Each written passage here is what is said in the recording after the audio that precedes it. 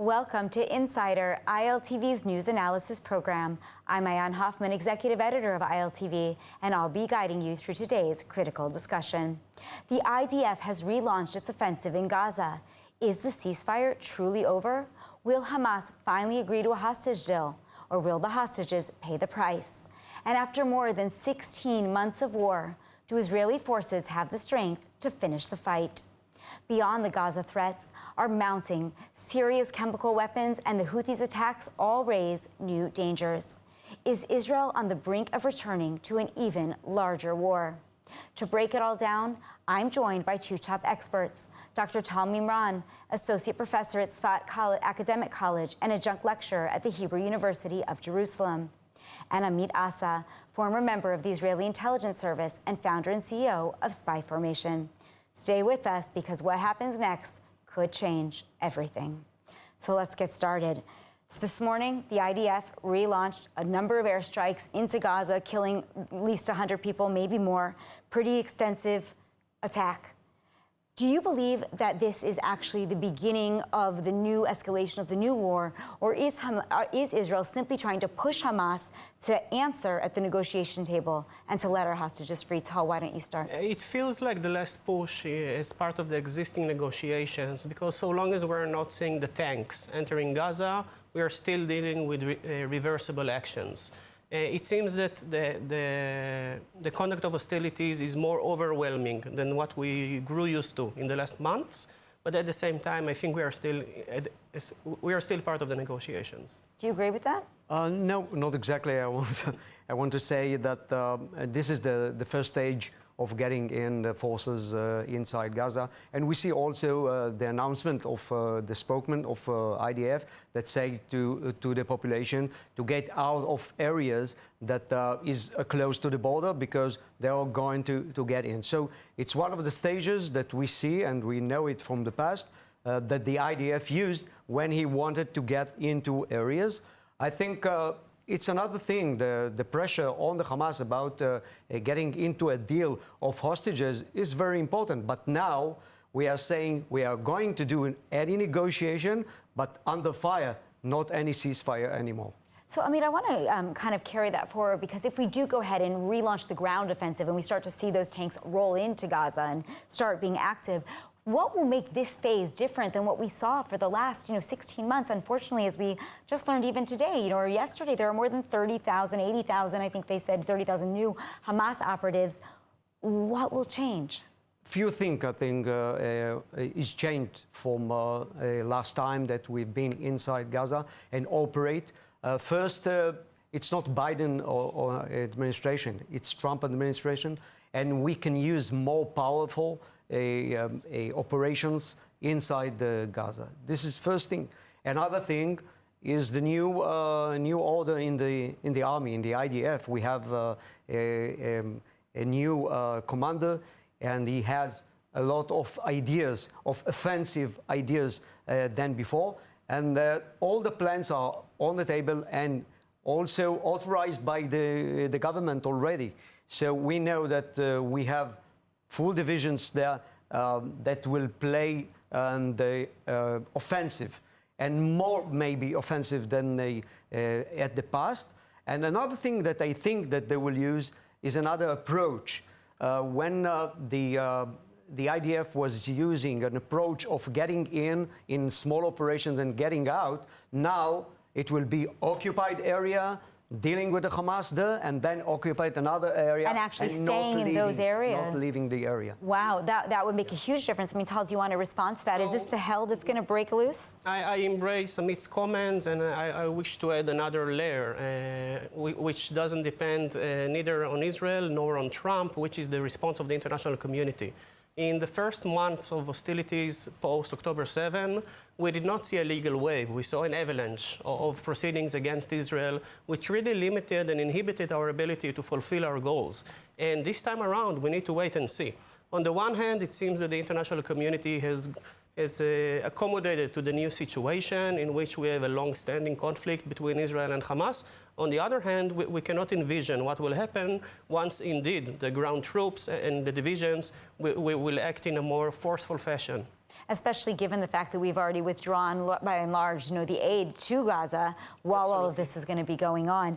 Now, do you believe that we can realistically even destroy Hamas in the Strip? Going in and doing this ground offensive, is it worth it? I think that on the one hand, we can enjoy and savor our previous successes in the sense that if we were able to do it with Hezbollah, why not with Hamas? I mean, did we destroy Hezbollah? Is that what you're implying? Well, I think we are seeing that both Lebanon and Syria are not responding or retaliating to Israel's attack. Rather, they prefer to fight in between themselves. And this demonstrates something about the existing balance of power, which was very different 1 year ago. So in this regard, we can definitely feel better about our ability to do so, but at the same time, Hamas is a completely different story. It is a national movement of the entire population within the Gaza Strip. It is entrenched in a way that Hezbollah was not, and it is not an organized army in the sense that Hezbollah was, which means that it is harder to strike the top and the other echelons as well. Do you agree? Can we or can we not? Yes, of course, but I can add that we are dealing with Hamas. It's an organization, but also an idea inside Gaza, and we can fight it and we can destroy it. Why? Because when we will use, for example, the humanitarian aid, we will not give it to the Hamas, we will give it to the people, and we will control it, and we will have any kind of an aid from other international organization. Maybe the Hamas will have the pressure from the population and not just from us. And at the end, we need the Hamas just to raise the hand and put down the arm. And the one that will not be killed with the Hamas members will be able to get out of Gaza, as we did at the past in Lebanon with the PLO. So they will be able to stay alive just if they will get out. And then we will deal with the idea of terrorism, with the idea of delegitimate of Israel here.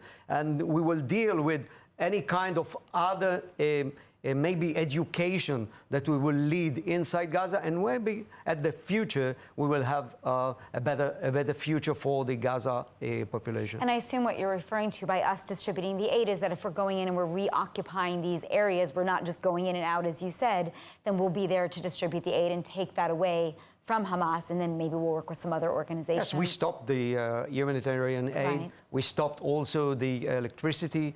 We know from this morning, that they have no internet. Maybe there will be more tools to press on the population, like cellular communication and so on. So when we are moving now the population from one place to another place, to humanitarian place, we have to be sure that this humanitarian area will be controlled by Israel securely, by the security measure, and also by other organizations from outside, maybe from Egypt, maybe from other countries and other forces, that we will be able to say that this humanitarian aid is not getting into the hand of Hamas. No, I mean, I hate to ask this question after our soldiers have fought just absolutely so valiantly, but do we even have the energy to carry this out? I mean, there's not that many reservists. We're fighting internally in the country regarding who even is going to enter the IDF because of the lack of soldiers.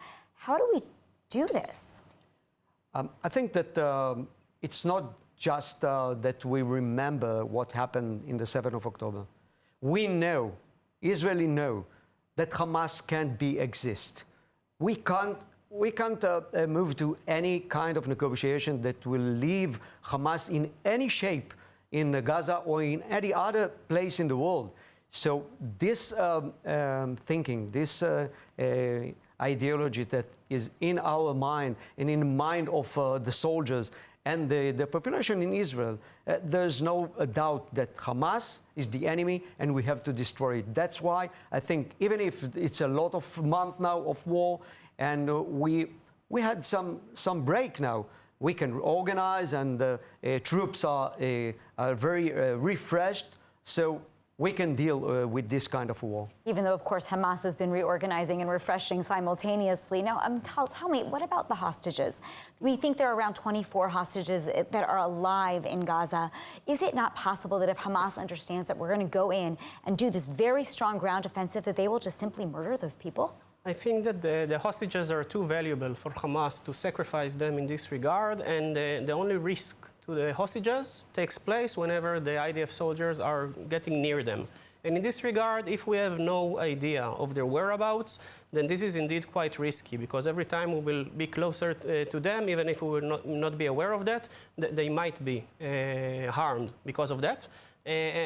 On the other hand, if we do have this intel, then we can tread carefully in this regard and try to find a way to battle it out until we will find a resolution. Because it seems that without a next stage of hostilities, Hamas will not be willing to surrender. They are not there yet, it seems. But now, wouldn't it also be risky to fight it out up until the hostages? Because we did that before. We know some of the reasons that the Israel troops did not go into certain areas was because we knew hostages were there and that they risked being murdered. But on the other hand, that left a lot of very strong pockets of Hamas. Absolutely. This is an unprecedented situation in the sense that a military strategy cannot be built with such an inhibition, but at the same time, we cannot ignore the fact that we allowed Hamas to take 250 of our civilians, our sisters and brothers who were kept there.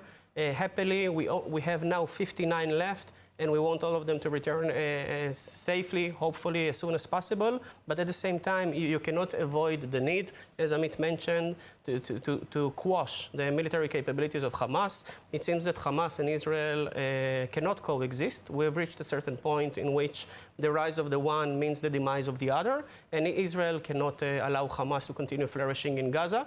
At the same time, we need to remember that when the PLO a few decades ago became to be more moderate, then Hamas entered the vacuum. And if we will take Hamas out of the equation, maybe there will be a third faction that will emerge from that. And maybe, God forbid, is even more severe like Hamas was to the PLO. Now, Amit, I do want to turn back to you, because what about the possibility of potentially rescuing some of the hostages? You know, we had a few hostages that we did manage to rescue. In this downtime or in these months, do you think we've got new intelligence that might enable us not to avoid the hostages, but rather to go in and get them out in this offensive? Yeah, I think that this is two possibilities that we can speak on, but it's based on intelligence. And as we know, from the minute that we got into Gaza operationally, we have a lot of tools that we didn't have before the 7th of October to collect information. Maybe human information that we have now and we didn't have before. Meaning the prisoners that we've interviewed? Not just the prisoners. Human meaning that they are working with you. And when you are inside and you have the ability to face them and to meet them, you have more humans that you can work with. So now I think that we have more information about the places that they are holding the hostages than before. And if we have the information, few places we can do nothing operationally, because we know that this is a place that if we will get into the place operationally, maybe they will be able to kill them before we will put our hand. But we have two possibilities, two options to work operationally. First is to do an operation as we saw and to release them. And second, to bring some kind of maybe a square, a circle surrounding the place that they are there. And then we are dealing on hostages operation, as we know, with negotiation of hostages in one place. We know that we're there, we are speaking to the Hamas members that are holding them, and then it's negotiation locally. So this is the way that I think that we will release our hostages. And of course, as I said before, releasing the last hostages will be by surrender Hamas from their arms. Now, I do want to talk a little bit about Qatar, which has obviously played a very big role here in these hostage negotiations, but also the tensions. You know, we've been reading a lot about how Qatar has sort of infiltrated American institutions of higher education, most recently Brown University, that came out. But I also was speaking to somebody very close to the government here and very high, formally high up in the administration, who told me that Qatar has actually infiltrated the minds and the money in the pockets, not only what we know of the, the investigation into the people who are close to Netanyahu, but also in the opposition, and has really been working the system, and that actually might have a lot to do with why the intelligence failure or why the complacency before October 7th. So my question is this: if we know that these things likely happened or this is circulating, why is Qatar still sitting around the table involved in these hostage negotiations? Tal, maybe you start that. So I think that in life you have to play with the cards that you are dealt. And at the end of the day, we have between 3 or 5 actors that can serve as mediators between us and Hamas. And they are too precious to ignore in this regard. At the same time, you are absolutely correct. We are living in a world which is filled with the influence operations, and we are seeing constant attempts to win the hearts and minds of Israeli, and at times the pockets as well. And we are seeing that coming from the direction of Qatar, but also from some of our worst enemies, like Iran. And in this regard, you cannot stop that, and you have to find a way to deal with it. And life are complex, and life are multi-layered. And in this regard, you can battle Qatar on the influence aspect, while finding a way to cooperate with them so long as it coexists or promotes your own interests. Do you agree with this sentiment? I think that when we are watching Qatar, of course, it's as a terrorist organization. They are supporting the Islamic Brotherhood. They're supporting the Hamas. They're supporting by financing, and it's very important all over the world. All the activities, the pro-Palestinian activities, they are supporting the channel of Al Jazeera. They are not good guys, okay, from our perspective and also by the American perspective, but they have a lot of assets in the United States and willing to maybe to work against them. Trump will have to do some steps operationally. At the end, they have the ability to bring Hamas to the table, more than the Egyptian. So if we want to go to the table of negotiation, we have to deal with the devil. So from one hand, we know who they are, and we have to deal with it widely all over the world, and especially in the United States. And they have the tools to do that, not Israel. And second, that's what we have now, and we will have to speak with them. And I just don't understand how we can trust them then in that situation. We are not trusting them. Interesting. We are just using them as immediate. So I want to jump to just another front. We only have a few minutes left, but regarding Syria, it's up in the north. We're talking about the south. Now we're just going to ship northwards for a moment. Syria is likely still storing a huge amount of chemical weapons, a very significant supply from what I understand. Assad had stockpiled them during the time of his regime. They're still there. We've kind of, we have our buffer zones, but we've kind of let everything die down. But those weapons are there, and we don't want them to get into the wrong hands. How are we going to ensure that, just so that we don't open up another very serious front up on the north? So indeed, Bashar al-Assad used to claim always in a very romantic fashion that the chemical weapons are the nuclear weapons of the poor states. And in this regard, he must maintain some deposit of chemical weapons in order to deal with the threat of other nuclear powers. Now, it is likely that the new regime, the new Syria, will embrace this line of justification and will try to maintain this tool, because at the end of the day, it is the only thing left for it when dealing with an outside threat such as Israel. On the other hand, the new regime in Syria is very sophisticated. While we are dealing with the terror group that took over a state apparatus, they came prepared and they came with the understanding of some things that need to be done in order to be embraced by the international community. And the new president of Syria and the Minister of Foreign Affairs have been advocating for the withdrawal of their chemical weapons. They even had a delegation from the international organization dealing with the non-proliferation of chemical weapons. But at the same time, it is the same regime that promised to defend minorities within its territory, and we see that it really hasn't. What happened with that? And we have intelligence about where those weapons are located? So we know about 4 main facilities in Damascus and Homs and in other areas. But I think that on the one hand, you can try and tackle this issue on the military level, but you will never know for certain unless you will complement it also with some diplomatic endeavor. So you can go either way or with a simultaneous attempt. And I think you need to go both ways. You need to first attack whatever you know, and then you need to find a way to engage and to understand together what is left and what do we want to do with it. Now, we only have about I want to remind you that at the past they had the ability to do any kind of nuclear weapon, and we attacked it. So you can't imagine what will happen if today they had the nuclear weapon. So like the nuclear weapon, I think the chemical weapon will be hit by Israel at the time that we will think that it's right, or that we will think that it's dangerous for the whole region. So I think it's time to see what will happen with the chemical weapon. So we only have about a minute left, and I want to ask you each, just really in 10 seconds each, with regards to the Houthis. We've seen the U.S. attack the Houthis now 3 nights in a row. It seems to be that we're concerned about the fact that they might join the fight.